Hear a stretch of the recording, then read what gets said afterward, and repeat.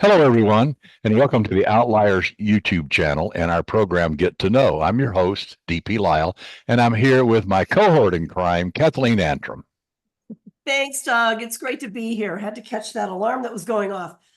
So we are here for another fantastic interview with a fabulous author, and she's not only an author, she is a screenwriter, she's an international speaker, and she's a forensic specialist. Welcome, Jennifer Dornbush. It's great to have you on Get to Know. Yay, it's good to be here. It's awesome to be with you guys. We love having you, and I love to put our authors on the couch so you can ask a few questions, and I think it might be particularly pertinent where you're concerned. I am very interested to know about your childhood and if your childhood factored into you becoming an author and other aspects of your life. Were you a shy child? Were you outgoing? Did you live in books? Did you have imaginary friends? Share with us. Sure, absolutely. So 100% my childhood had to do with what I do now. So I grew up out in the country in a small town, a rural community, and I don't know if I was a shy child or not. I had sisters and friends nearby, and we would just play. But I was this kind of child who, like, I would be creating stories in my mind, plays in my mind, and then I would like force my friends and sisters to like play the parts, and I would play director and all that. So I guess I was a storyteller from a very young age. And I remember in third grade, like stating specifically, like, I'm going to be a writer, you know. I had no idea exactly how that would look, but I remember sort of putting my stake in the ground from a very young age. So, yeah. So did you go to college and study writing? What was your, as you got older, what was your game plan? And when did you actually start writing professionally? Yeah. So I of course, I'm older. I'm as old as the dinosaurs. So we did not have in this thing called the interwebs where you could find out about how careers like I didn't know any writers, I didn't know any authors, I didn't know how that path looked. But I left my small town and went to college in Chicago. I was very set on being in the big city. I love Chicago. And I studied a double major of communication arts and English literature. And and of course, just fell in love with the city and everything that it had to offer. And I also studied journalism. So I'll step back a quick.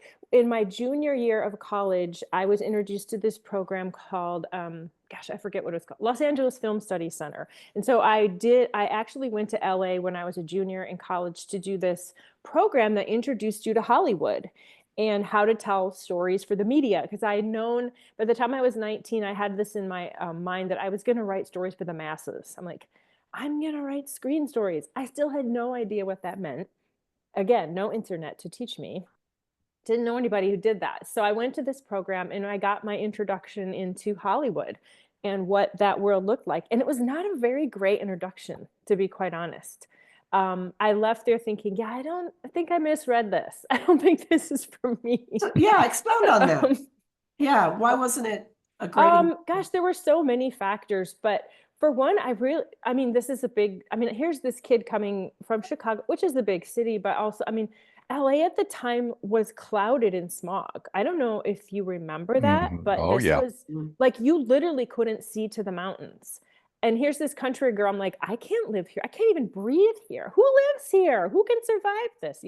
So that was kind of a factor. Also, just feeling the sense that I went there to learn how to write story, and I didn't get that training. I learned how to make films. We made some cool little short films. And I made some great friends, and that was awesome. And I got to know the city, and I interned at a company, and I just didn't learn. I kind of left there thinking, like, I still don't get it. I don't see my in, I don't understand. Plus I had to go back and, spend a year and a half so I could graduate. So I just sort of gave up that dream. And what I did after graduation is I stayed in Chicago and I worked in PR and journalism. So I was doing freelance journalism, which I loved. I loved telling people stories. and I was doing PR. So I was telling, mostly for nonprofits. So I was telling the stories of those nonprofits. And that's where my professional writing career began. And I did that for Wow. about 10 years, honestly, quite honestly, running from my calling, because I still wanted to do media. I still wanted to do this storytelling on the screen, and I wanted to tell bigger stories, but I just didn't have the training. I just literally didn't know how to do it, which I think is so funny because here I am, this literature major. I grew up reading books. My parents, we had a book fund. So as kids, we could go to the bookstore and buy books, and we went to the library all the time. So I grew up reading tons of books. I went to college and studied literature, took a million classes on British literature, American literature, Shakespeare, and I still didn't know how to put a story together. Which now I look back and I'm like, there's a big difference between analyzing a story and Huge. really being able to Yeah. structure a story. Yeah, my daughter was a creative writing major at the University of Arizona, and she never learned how to write a book. They studied literature. Yeah, So exactly. it's very difficult, which is one of the reasons we started Outliers Writing University, is to make it Awesome. accessible to authors to learn how to, to write commercially viable product. I'm But in. I love it. I have one other question about your childhood. You've been known to say that you grew up around death. So tell us about that. Yes, that's a whole element to this. Yes, a whole nother element to this. So while I'm having this really idyllic childhood in this beautiful small community in Michigan with a loving home and loving parents, and I really did have a very strong community around me as well, of friends and family. And while this is all going on, my father, who was a physician in the town, also took on the role of medical examiner for 3 counties, ours and then 2 other counties surrounding ours, because we're in rural northern Michigan and there's nobody else to do it. And he found that he sort of enjoyed the puzzle of it and enjoyed serving the community that way. There was a huge need for it. And so the office of medical examiner was in our house, because there was no county office for this. And he's like this meticulous record keeper. My mom jumped in and she started running the office. So she's keeping records, she's doing the accounting, she's dealing with the morticians and the people, the victims' families, the people who need information. So together they're running this office while he's also practicing medicine. But this is all happening in my home. And so records and files and tissue samples, and I mean, detectives at the doorstep and grieving family member, everything's at my house, everything except the body. I was going to ask, were there any body parts in the freezer or anything? We did have that. I can explain it. But the autopsies were done at the local hospital, which had a small morgue. And they only had a small morgue because my mother and the other doctors' wives, friends of the hospital, I think they were called or something, raised the money to have a morgue and equipment put into that hospital. But yeah, She just didn't want it in your house. it's true. So they went and raised money, put it over here. Yeah. Seriously, like you cannot do that in the barn. So, but like, I mean, you sometimes have to keep pieces of lung or heart or kidney because you might need them later if it goes into a court situation. Or so that actually was kept in our basement freezer. Like those tissue samples were right below the frozen chicken and frozen peas. Gives me the heebie-jeebies. Yeah, Oh, my Lord. It should. So then you got into forensics as well. Tell us about that. Yeah. So growing up around this, literally from the time I was little, I mean, my dad did this for 23 years. So it was my entire, child and teen and early 20s. When I did start diving into writing, fast forward like late 20s, I was like, I really want to do this. I need to figure out how to do this. And started going through a training program in LA to learn how to structure story for the screen. And as you guys know, when you're a new writer, you're trying to figure out, what do I write about? Who am I as a writer? What stories do I want to tell? And my mentors would have us do these exercises, much like you guys probably do in Outliers, where you generate ideas and you try to see what sticks and what's going to be a commercial idea or an idea that's going to sell, right? An idea that's interesting. And so I was generating all these story ideas. And one of the ideas I generated was about a girl who was the daughter of a coroner who had left in her teen years, sort of estranged from her dad, but then found herself being pulled back to her small town to take over his medical examiner post. And all the, emotional intricacies of that. But also she starts investigating, she has to start investigating crime and murders and such. And they were like, that's the one, you need to do that one. And then they're like, where did that come from? I was like, well, you see. But I really never thought about my world, my forensic world growing up as anything, I don't know, marketable or sellable or writable. Like it was just sort of how I grew up. And to me, but it was kind of quirky and weird. And this was pre-CSI, so it wasn't popular like it is now. Like true crime and all this, as you know, is so popular now. And it just wasn't a thing. And so I was kind of embarrassed. I was like, yeah, so like my dad cuts the people open for a living and tries to find out where they died. And it just seemed weird, right? So I had never really thought about using a lot of those stories. But once people were like, no, that's actually kind of unique and interesting. You really need to explore that. Then I started to look at it objectively and like, oh yeah, I guess it is kind of unique and interesting. And I went back to school for more training. I went to the Los Angeles Forensics Academy to get a certificate just to learn more and to be immersed in that world, because I realized how much I had really loved that world. I really admire the real heroes of that world. It's such a big field. It's such a fascinating field. I love science anyway. And so, yeah, it all sort of started to come together with my writing and my background and just diving in more. So when you finally decided you're going to sit down and I'm going to pen the great American novel, like we all do at some point in time, what did you find the most rewarding part of that venture and the most difficult part of that adventure when you were a fledgling writer? I think at first you struggle with just trying to learn the craft. Mm-hmm. And while that's a struggle, and I think it should be, because you're learning something new and you're trying to be excellent at it. I also had amazing mentors around me. And this is why I think places like Outliers are so important, because you need to have a community.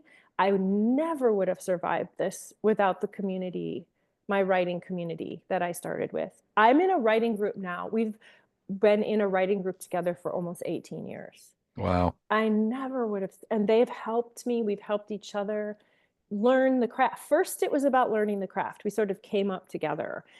We all had the same mentors, and so it was about coming up together and learning the craft. And once we all became, much better at our craft, then the next part of the struggle became learning the business and navigating the business, which I think now comprises most of my challenges. That is so true.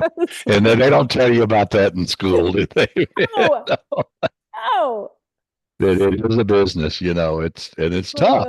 It's hard. It is. Well, actually, they did tell us a lot about the business, but I honestly think until you go through it, until you get knocked down a few times and get the wool pulled over your eyes a few times, you have to do it. You have to go through it. So how many books have you written now? That is a really good question. I need to sit down and count, but I think we're topping over 10. Okay. And there's a couple that are being shopped, so I don't know, maybe 12. I don't. Okay.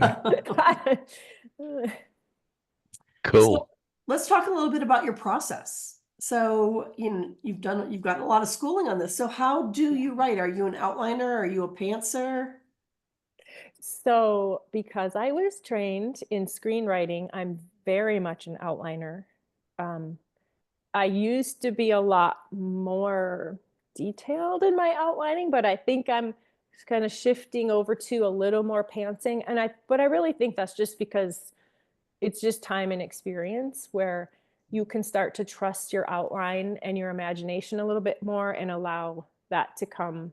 You don't have to be so detailed. But I think writing mystery thrillers, for me, I think it's helpful to know where I'm going, because the clues, like, you're building a world of clues, right? A trail of evidence. And I just need to know where I'm going. So, doesn't always. Essentially, we interviewed Lee Goldberg, and of course he grew up in the screenwriting world, obviously, and in television and movies and stuff. And he said when he has an idea for a new story, he will spend a weekend writing the screenplay. And so obviously not polished and ready for publication and ready for production and all that, but he writes a screenplay, and that serves as his outline. I think that's brilliant. And it forces him to focus on the events. Yeah. I think it's brilliant. I'm so grateful for my screenwriting background. And a lot of my screenplays I've turned into novels, that's brilliant. It's really helpful. And you also have a series. Tell us a little bit about that. Yeah. So that original little idea that I had pitched turned into a series, the Coroner's Daughter series, and book 4 just released. Frozen Lives. Yay. Yeah. Book 5 is being worked on at the moment. You mean this one? Oh, I mean that one. Really. Oh, I love that. That's cover. A great cover. That is a great cover. Really pretty. They do such a good job. I love the red. I love red. Yeah. I know. And here I am in red. It reminds me of Schindler's List and the Bourne series, where he ran around with a red bag all the time. I never noticed that. Good point. Yeah. Good point. Which I thought was odd. Here he is trying to hide and stay out of sight, and he's carrying a red duffel bag. I mean, but whatever. Yeah. It made him recognizable in the movie, but yeah. So tell us about this book. Can you give us a teaser?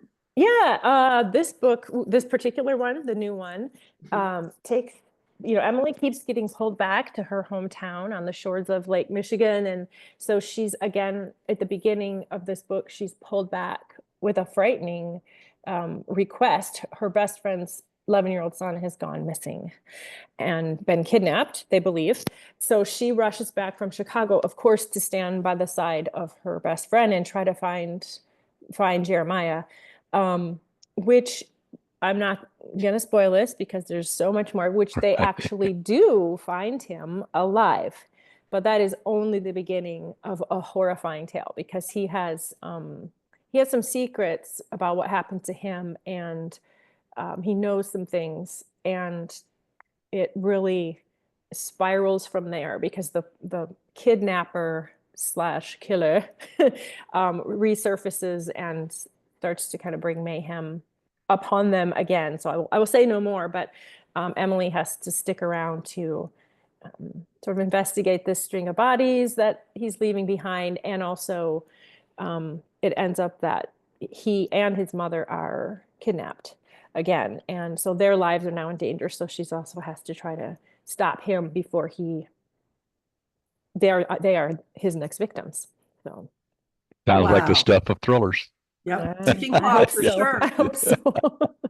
I would say, like, of book number 4, she definitely does investigating. There's a lot of cool little forensic investigations she does, but she steps into it more as like a support role for her best friend, right? To be along her side, and then finds, herself in this sort of emotional tangle. So yeah, that's where it goes. Frozen Lives. Sounds great. I can't wait to read it. So where can our listeners buy your book? Sure. Yeah. Anywhere books are sold. You can go to my website too, because there's links to all of them there. But wherever you love to get books, it will be available. Fabulous. It's published by Blackstone. You can go to their website. You can go. Yeah. Fantastic. Jennifer Dornbush, it has been fabulous having you. You're a great interview. You've got a fascinating background for sure. We're going to have you back on. And I also want to ask all of our listeners to please click the thumbs up if you've enjoyed this interview, and subscribe so that you don't miss any future interviews that we have coming out. And I'm going to throw it back to you, Doug. Yeah, Jennifer, thank you so much. It's always a pleasure talking to you. You're so interesting and intelligent and fun and all that. And every time we chat, it seems like it's a treat. Um, so that wraps up this one. And you guys know that we will be back here on the Outliers YouTube channel in our Get to Know program. And we appreciate you dropping in, and we appreciate Jennifer spending time with us. And we will do this again down the road, guaranteed. Until then, everybody take care.